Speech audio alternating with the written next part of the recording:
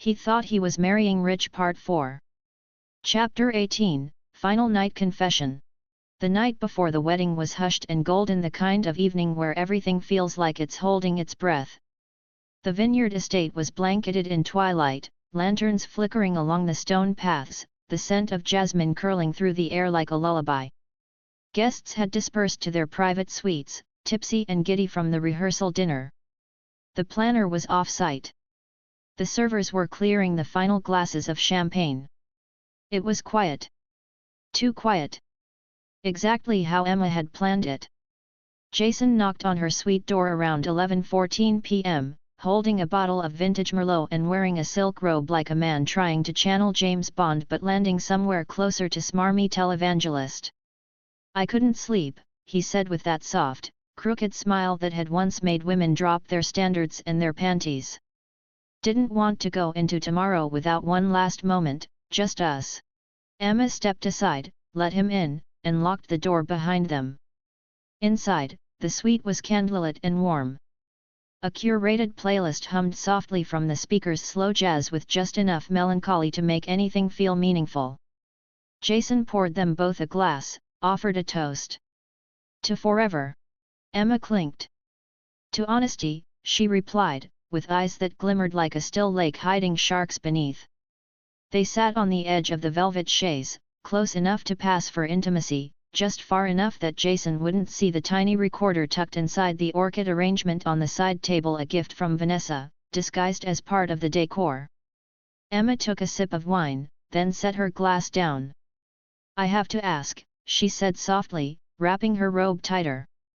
"Before we do this. Before we say I do." Jason's body tensed ever so slightly. "Ask what?" "I need to know, are you marrying me for the right reasons?" He laughed, too quickly. "Of course." Emma didn't blink. "I mean it," she said, voice tremulous. "I know what people say. About me. About my money. About you." Jason leaned forward, wine glass poised midair. "Emma."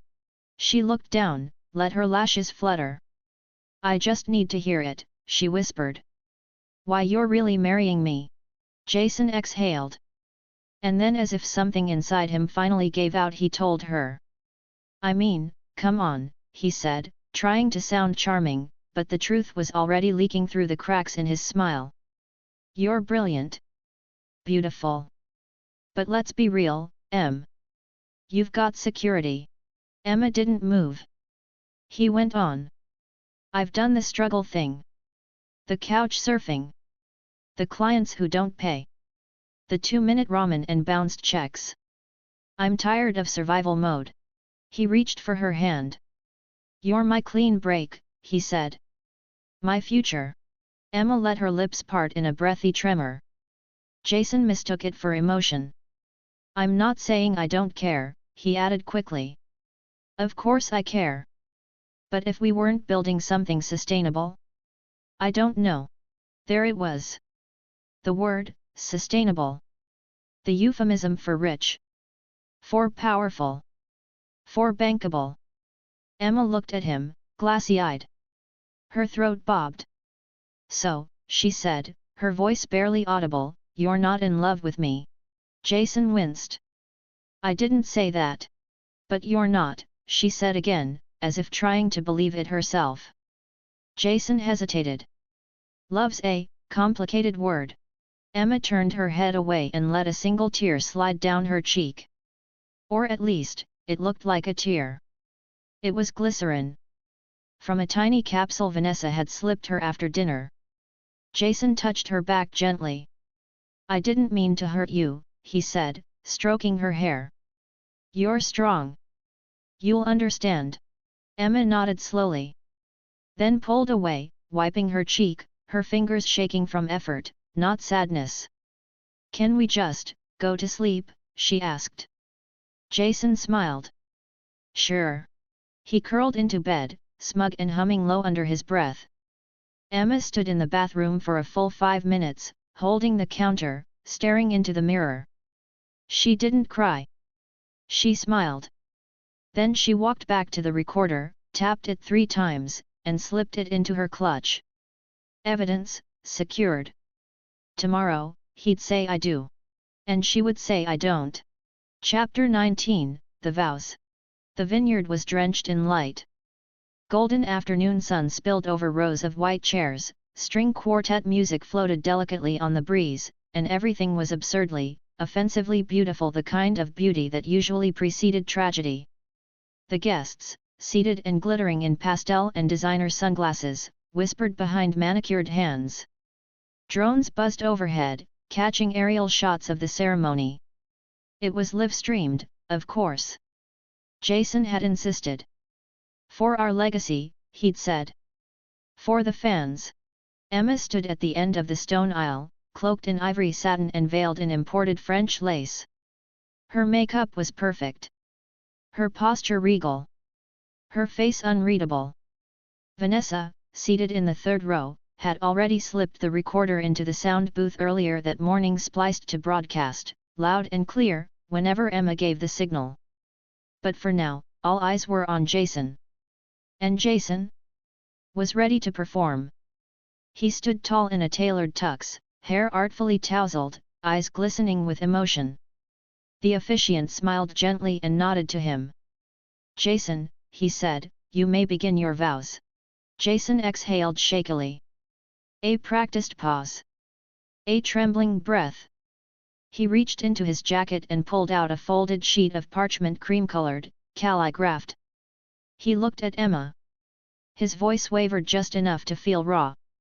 When I met you, he began, I didn't believe in miracles.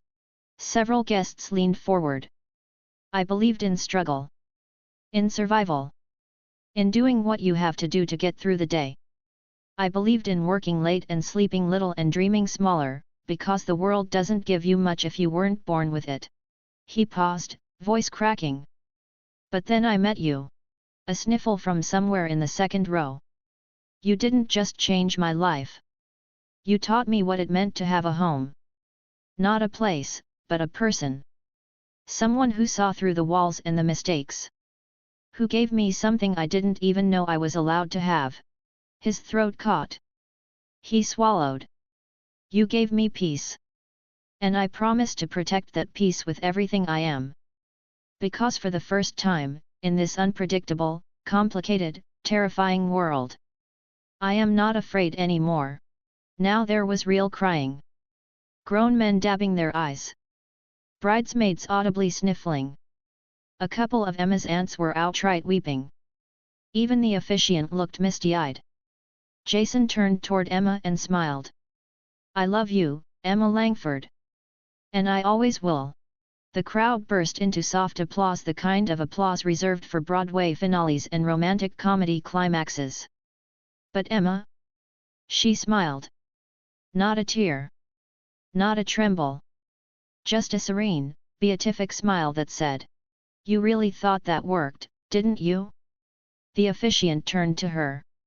Emma, he asked gently. Your turn. Emma took a breath. Lifted her head. And said, actually. Chapter 20, Emma's turn. The hush was immediate. The kind of hush that only follows something sacred or something about to break. Jason's vows still hung in the air like perfume, heady and manipulative, and for a moment, it seemed like the world might lean all the way into his lie. The guests were dabbing their eyes. The officiant smiled encouragingly. Jason looked victorious.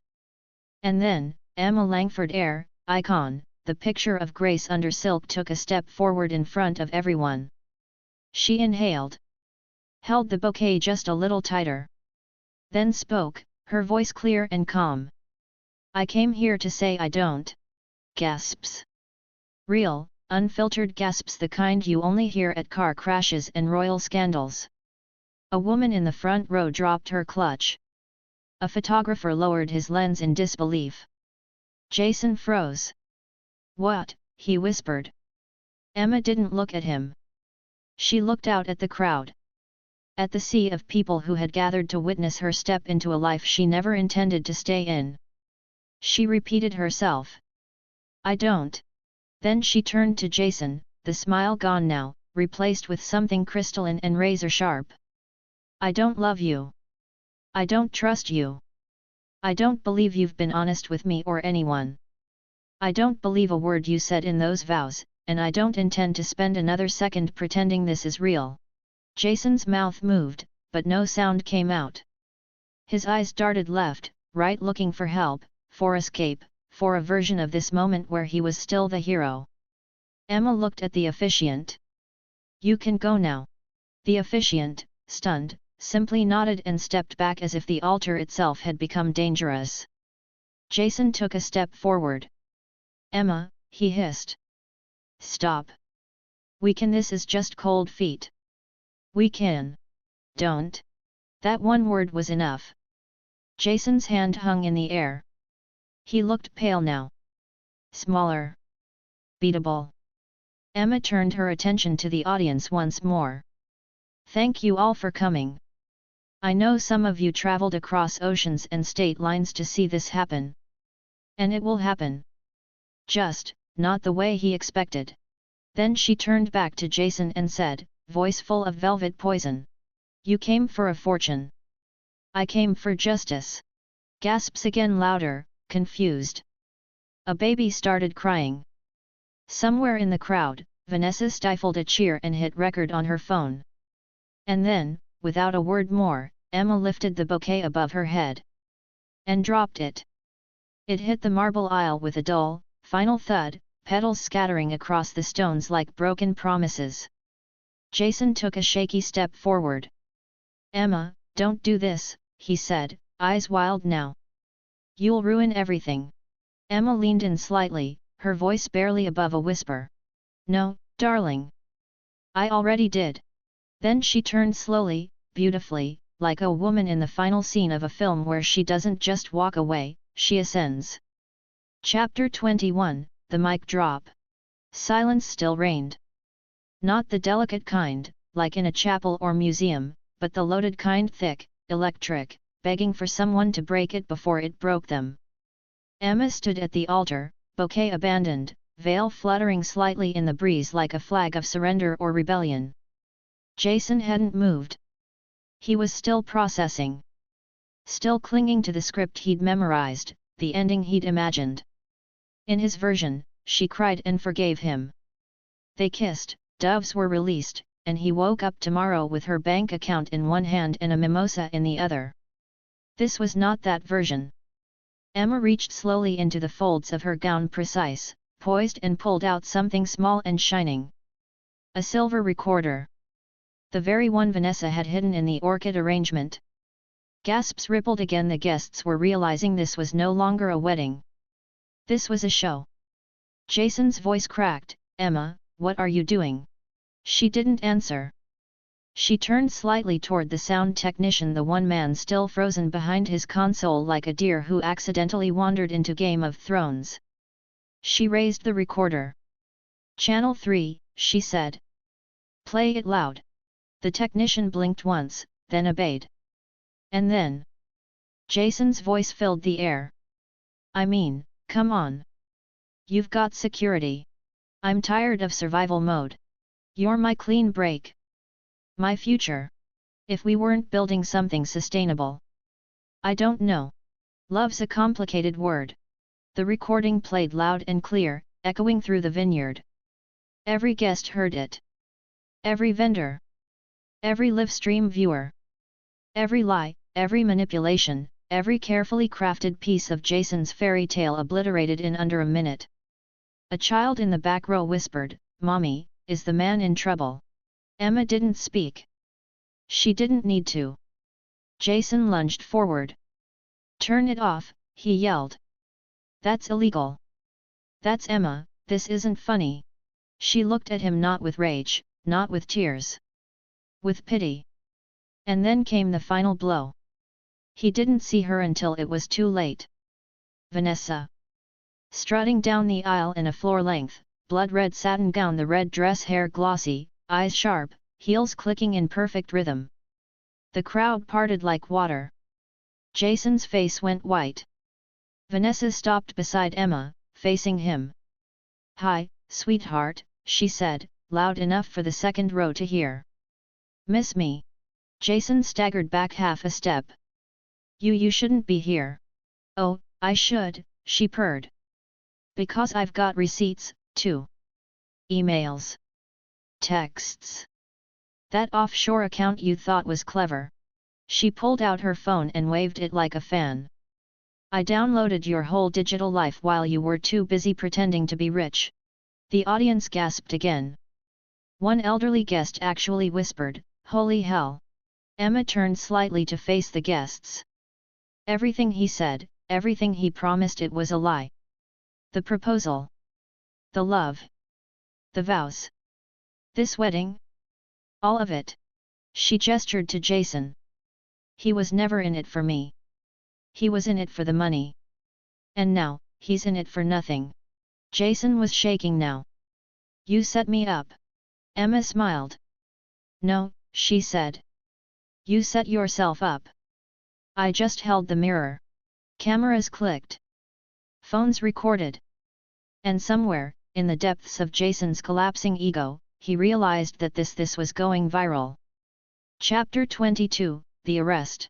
Jason didn't run. Not at first. He stood there, blinking like someone who'd been hit by a truck made of silk and strategy frozen in place, face flushed red beneath his tan, trying to patch together the shredded remnants of his dignity with a trembling jaw. He opened his mouth once, twice, as if he could still talk his way out of this. But the applause never came. The guests were silent. Staring. Recording. And then came the sound that would ruin him forever. Sirens. In the distance, at first faint, incongruous against the gentle hum of string music and the whispering vines of the vineyard. But growing louder. Closer. More certain. Emma turned toward the sound, her posture unshaken, while Jason paled visibly. "No," he breathed. No, what did you do?" Vanessa tilted her head. "Oh, Jason. You thought you were the only one collecting evidence." The black SUVs rolled up the gravel driveway like they were arriving for the reception. 2, then 3, sleek and ominous, sunlight flashing off their tinted windshields. Out stepped 4 agents in tailored suits, no guns drawn, no theatrics. Just calm authority. Federal. They walked with the quiet confidence of people who already had everything they needed. Jason backed away from the altar, shaking his head. "This is a mistake," he blurted. "I'm the groom. This is a wedding." One of the agents stepped forward, flipping open a batch. "Jason David Ward." Jason didn't answer. "I'm Special Agent Walker with the U.S. Department of Financial Crimes. We have a warrant for your arrest on multiple charges, including identity fraud, international embezzlement, wire fraud, and money laundering." Gasps again, some horrified, some delighted. A bridesmaid dropped her bouquet. Jason took another step back, nearly tripping over a flower arrangement. Emma raised a brow. "You really should have picked a better alias than J. Langston. It's barely clever." The agent continued, calmly, "You are also under investigation for falsified business documents, offshore laundering through shell accounts, and fraudulent misrepresentation of financial assets." Jason tried to bolt. He turned fast, maybe too fast, his foot catching on the aisle runner, body stumbling.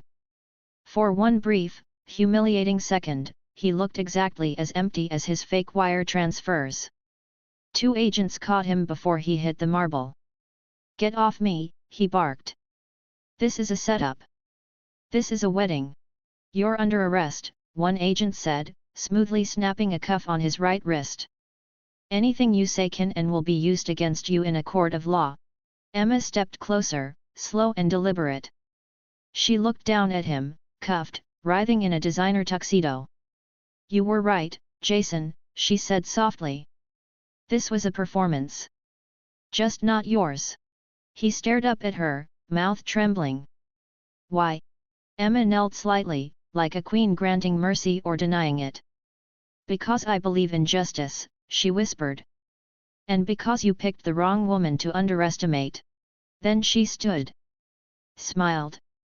turned her back on him for the last time.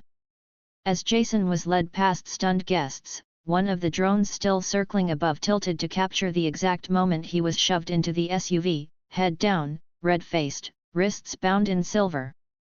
Someone in the crowd clapped. Vanessa joined in, slow and sarcastic. Emma didn't look back. Chapter 23, The Limo Escape. The cuffs clicked. The SUV door slammed. And just like that, Jason was gone, whisked away from his own wedding in federal custody, like the final, pathetic twist of a reality show no one would believe was real. But it was. And it was broadcast. By the time the dust settled and the shocked murmurs of the guests began to shift into frantic texting and chaotic exits, Emma Langford had already disappeared behind a velvet curtain inside the Vineyard's bridal suite. She didn't run. She glided. Vanessa was waiting for her there already, out of the red gown, now in head-to-toe ivory silk pantsuit, sipping from a champagne flute like she hadn't just helped take down a white-collar criminal at a live-streamed wedding. Emma was calm. Almost serene. "Are they gone?" Vanessa asked, swirling her glass. Emma nodded. "Gone, arrested, and Googled. The hashtags are already trending." Vanessa pulled out her phone, checked her feed, then smirked. Hashtag runaway groom. Hashtag Emma said I don't. Hashtag altered intentions. Hashtag justice served with champagne. "They're calling you the anti-bride," she added, handing Emma her phone. Emma glanced at the screen and smiled. Finally, a title I didn't have to inherit. They toasted, glasses chiming softly beneath the fading violin music still drifting from the courtyard. "Shall we?" Vanessa asked. Emma nodded, lifting the hem of her gown with one hand and her champagne in the other. "Let's make our exit." The limo was already waiting. Custom ordered, matte black, outfitted with white leather interiors and chilled Dom Perignon. The driver didn't ask questions, just opened the door with a knowing smile and stepped aside like he'd driven women away from burning weddings before. Emma climbed in first. Vanessa followed. The door shut behind them with a satisfying thunk. As the vehicle pulled away from the venue, the vineyard shrank in the rear window, guests scattering like startled birds, florists dragging toppled centerpieces, someone still sobbing near the rose arch Jason never made it to. The chapel, elegant, candlelit, perfectly staged, loomed in the background, now irrelevant. It hadn't literally caught fire. But it may as well have. And as the sun dipped below the horizon, casting gold over the chaos left behind, Emma leaned back in her seat and raised her glass. "To us." Vanessa clinked hers with a grin. "To fireproof women." Emma sipped, slow and luxurious. "Do you think he realized what was happening before they took him?" Vanessa asked. Emma tilted her head. "Not until the cuffs. And even then, probably not." They both laughed, real, full-bodied, free. The kind of laugh that only comes from burning every bridge behind you on purpose. The limo curved off the main road, disappearing into the twilight. Emma didn't look back. She had nothing left behind her worth missing. The church, the lies, the con, the groom could all turn to ash. She had champagne. She had Vanessa. And she had her freedom. Chapter 24, The Aftermath. It took less than 6 hours. By the time the sun rose the next morning, the video had already surpassed 12 million views on TikTok. By lunch, it was at 34 million, trending across every platform under hashtags like hashtag I don't girl, hashtag wedding wipeout, hashtag bride gone bold, hashtag he married me for money. It was everywhere, cut, edited, remixed, memed. Set to Beyoncé songs, layered over dramatic orchestral scores, turned into GIFs that looped Emma dropping her bouquet in glorious 4K slow motion. The moment she said, "I came here to say I don't," became a war cry spliced into motivational reels, stitched into podcast intros, printed on ETSE mugs by noon. The internet had crowned her Emma Langford, the anti-bride. Queen of the ultimate wedding reversal. Back in San Francisco, Emma sat barefoot on her velvet couch, wearing a silk robe and an unapologetic smirk as the morning news anchors breathlessly discussed her. Was it performance art, one asked. Financial feminism in action, said another. Emma Langford joins the ranks of public heroines who refused to be manipulated. A third show simply played her line "I came here to say I don't" on loop while their hosts cried and threw confetti. Her inbox was flooded. Talk shows. Endorsements. A publishing offer. A fashion house requested to name a perfume after her. Her lawyer's firm? Full-page spread in Forbes Women. Someone started a GoFundMe titled "Champagne for Emma." It raised $40,000 in a day. Emma donated it all to a domestic abuse nonprofit and quietly declined every interview. She didn't need to speak. The internet was speaking for her. Vanessa, on the other hand, leaned in. Within 72 hours, she had secured a 3-book deal for a memoir titled The Red Dress Protocol, Revenge, Romance, and the Art of Leaving Him at the Altar. The first chapter leaked online. It started with, "The thing about narcissists is they forget women have mirrors, too." She was invited on podcasts, talk shows, panel events. The red dress? On display at a gallery in LA, roped off like the Monet of heartbreak couture. Jason, meanwhile, made headlines of a very different kind. His mugshot was grainy and miserable, hair messy, lips twisted mid-protest. The caption read, "Runaway groom charged with embezzlement, fraud, and attempted wire transfer to disguise identity." He trended for a few days not as a villain, but a joke. A meme. His face plastered next to captions like, "He tried to do buy her love." Asterisk when you think you're in a Hallmark movie but you're actually in Snapped.